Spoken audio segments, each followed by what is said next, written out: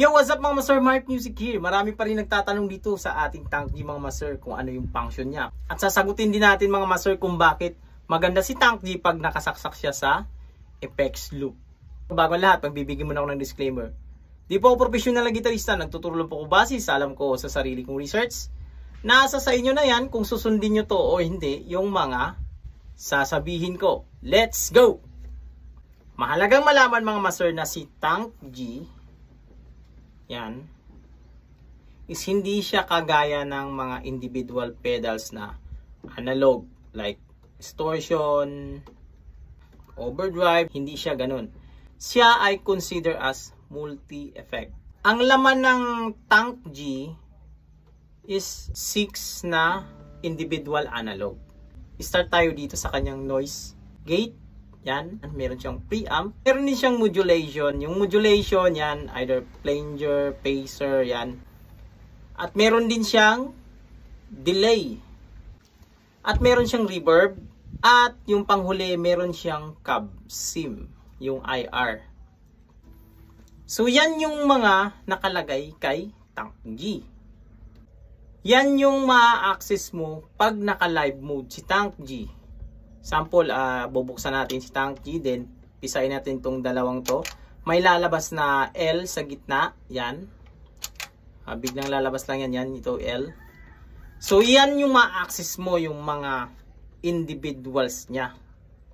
Kumbaga, either i-off mo yung delay, i-off mo yung modulation, o pwede mo silang isabay lahat.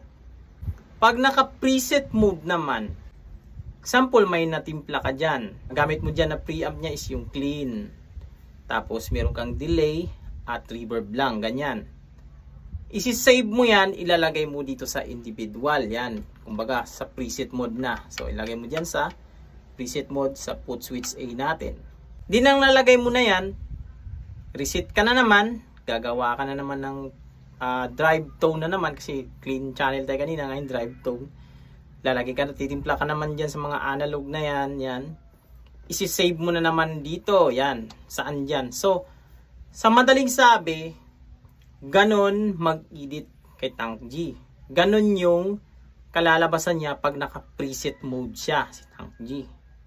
Kumbaga, parang may nakita ka dyan na 4 na set na mga pedals na ganyan. Itong 4 na button na to. Kumbaga yung 4 na button na to, pag naka-preset mode siya, parang 4 na set. Yan. Para hindi ka na mag-stamp-stamp, mag-on-off, on-off dyan sa mga analog na yan. So, isi-set mo na siya as isang pindutan na lang. Preset na siya. Hindi siya yung distortion pedal at yung overdrive pedal. Ngayon, sasagutin na natin si Tank G. Bakit kailangan nating ilagay si Tank G sa effects loop? Kasi pag ilalagay natin siya sa front or sa input ng ating amp, mag-iiba talaga yung tunog ng ating setup dito kay Tank G or yung ginawa nating preset. Kasi magkakaroon siya ng effect doon sa equalizer mismo ng amp. Parang nilagay mo, parang nag-sandwich ka. Ito amp, then nilagyan mo rin amp doon. So, mag-iiba talaga yan ang tunog ni Tank G. Kaya magugulat ka bakit iba yung tunog nito. I-compare doong tumugtog ako doon sa bahay or nagsepra ako gamit ko headset. Iba yung tunog niya. Dahil yun doon mga master sa amp mismo na gamit natin, yung mga physical amp. Pag ilalagay mo kasi siya sa loop mga master, ang mangyayari, kung ano yung tunog na tinimpla mo dito kay Tank G, ilalabas niya yan. Magpa-function na lang siya as speaker ni Tank G. Kasi si Tank G meron na rin siyang cab sim, yung IR at preamp.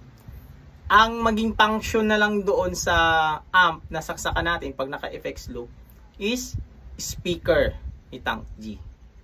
Ito naman, paano naman yung mga cabs na walang effects loop?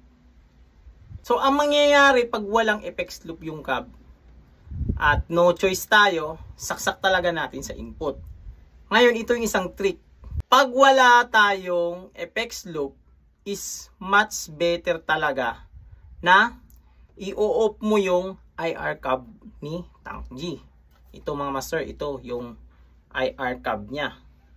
Para yung function ng physical amp, yun yung parang silbing cab siya. Ngayon may magtatanong, paano kasi nasa input naman tayo ng amp? So ngayon, ang gagawin natin, kasi gusto natin yung tunog ng tinimpla natin kay Tank G, yung mga equalizer ng amp, yung equalizer na tinutukoy ko, yung bass, treble, at yung mid niya, ang gagawin mo, ibabagsak mo yung lahat. Level 1. Yan. Basta lagyan mo lang ng konti.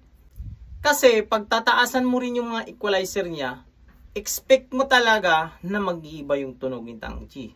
Unbalance yung mangyayari. Ang function na lang doon, or pwede mo siyang i-max yung kanyang master volume doon sa physical amp. Yung pinaka-volume niya talaga. Yung level, yan. May mga tawag yan, level, master volume. Yan. So, yun lang ang gagalawin mo, pahinaan mo palakasan. Basta't yung equalizer niya, yung bass, treble, mid, yun ay konti lang ang ilagay mo. Level 1 para safe ka. Huwag mo na i-tweak. Kasi ito yung papatunugin mo, yung tunog niya. Hindi man siya exact na makukuha niya kasi asahan natin kasi naka-input tayo naka-input. At least man lang dikit yung tunog. Sasagutin din natin to. Si Tank G, pwede ba siya sa mga mixer? Yes, master. Pwede po si Tank G. Basta't, wag na wag ka lang mag-output dito sa kanyang mono. Yan. Galing sa dito sa mono out papuntang mixer. Wag mong gawin yun kasi unbalance ang mangyayari doon.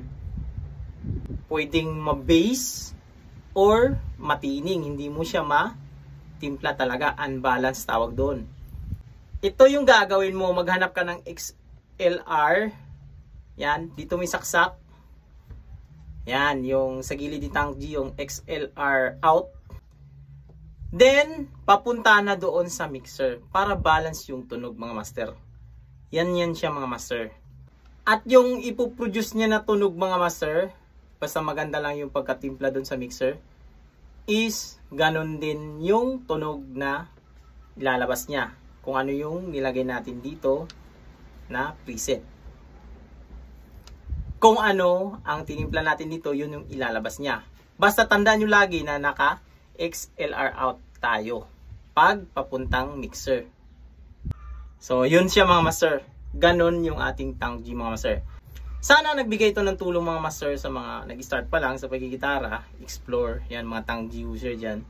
So, hanggang dito lang sa video mga master. This is Mark Music. God bless you all. Peace out.